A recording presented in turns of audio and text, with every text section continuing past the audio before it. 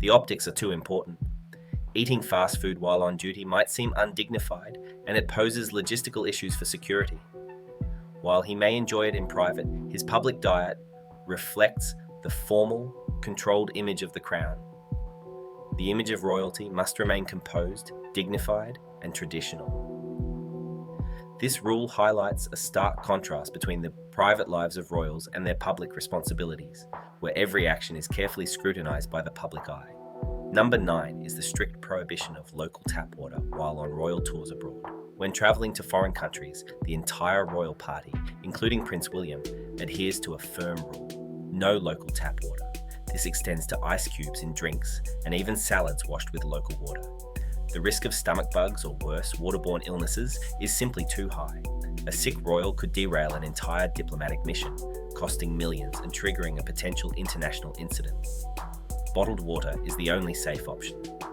This rule speaks to an often overlooked aspect of royal life.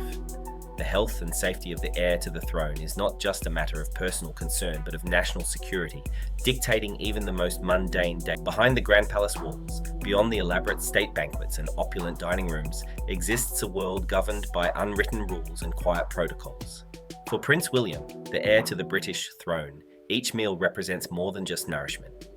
It is a careful balancing act, one that intertwines tradition, security, and personal preference. You might imagine that someone destined to be king could indulge in any dish his heart desires, prepared by the finest chefs in the world. But the reality is far more complex than that. There are certain foods, some ordinary, some luxurious, that will never cross his lips. These are not mere dislikes. They are rules deeply ingrained in the very fabric of royal life. Rules that ensure both his safety and his public image. Some of these restrictions come from the need to protect him, a constant reminder of the dangers and responsibilities tied to the crown. Others stem from centuries-old traditions, passed down by a grandmother who helped shape the modern monarchy. And then, there are those few preferences, surprisingly human in nature, that reveal the man behind the title. This isn't just a list of foods, rare meats carry a higher risk of foodborne illnesses such as E. coli or salmonella. And when your schedule is packed with back-to-back engagements, the last thing you need is to cancel an appearance due to food poisoning. Royal chefs are instructed to prepare meat at least to medium, ensuring any potential bacteria are fully eliminated. This rule underscores the reality that the royal calendar's relentless pace takes precedence over personal culinary preferences. In this world, even a seemingly simple meal choice is impacted by the duties of the crown.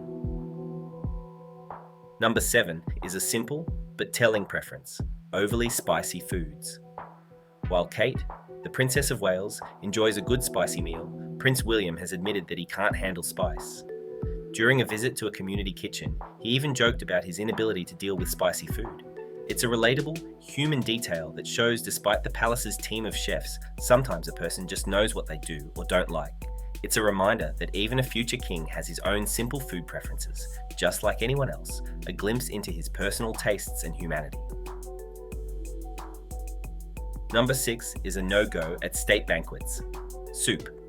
According to former royal chef Darren McGrady, soup is rarely seen on the menu at large royal banquets.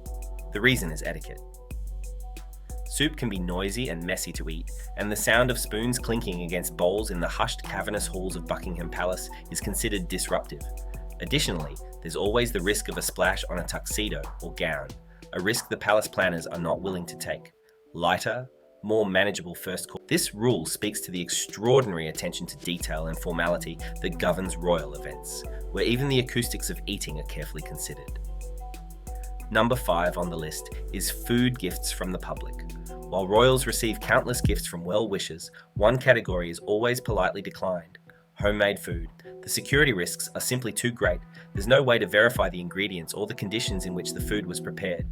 And the potential for contamination or poisoning, however remote, cannot be ignored.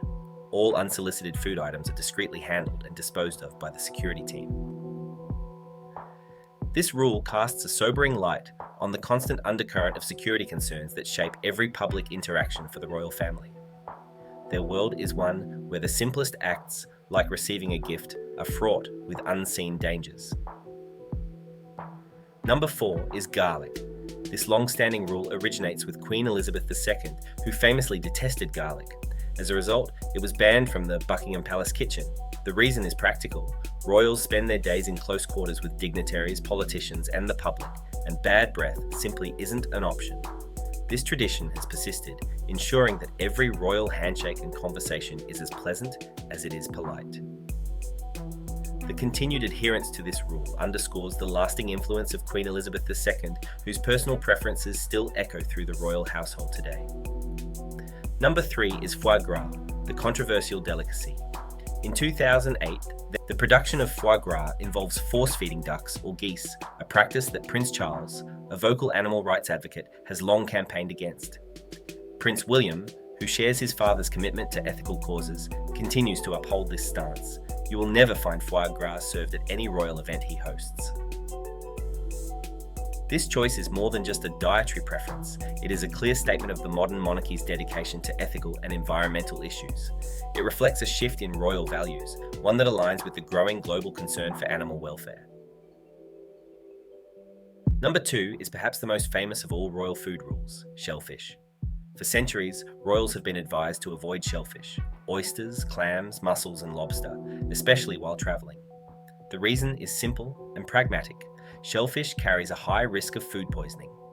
For a monarch or heir, becoming ill due to a bad oyster is not just an inconvenience, it could jeopardize diplomatic relations or national security. While some younger royals may occasionally break this rule in private, it is strictly adhered to during official duties. It's a powerful example of the way royal duty transcends personal desire, where even a simple meal choice carries immense responsibility.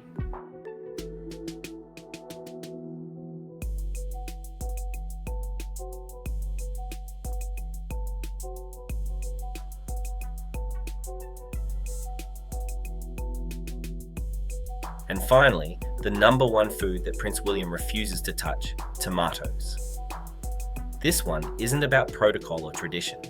It's simply a matter of personal taste. According to royal insiders and chefs, Prince William has an aversion to tomatoes. While he may tolerate them as a minor ingredient in dishes, he avoids meals where tomatoes are the main focus, such as tomato soup or pasta with a heavy tomato sauce. This quiet preference offers a rare glimpse into the personal side of Prince William, showing that beneath the strict protocols and traditions of royal life, he is, at the end of the day, just a man with his own tastes, his own quirks, ones that are as uniquely human as anyone else's. These are the foods Prince William refuses to eat, and each choice tells a story. Whether they are driven by royal duty, security concerns, or simple personal preference, these rules offer an intimate portrait of the man behind the crown, a man shaped by tradition, but also very much his own person. If you've enjoyed uncovering this hidden side of royal life, let me know in the comments which food rules surprised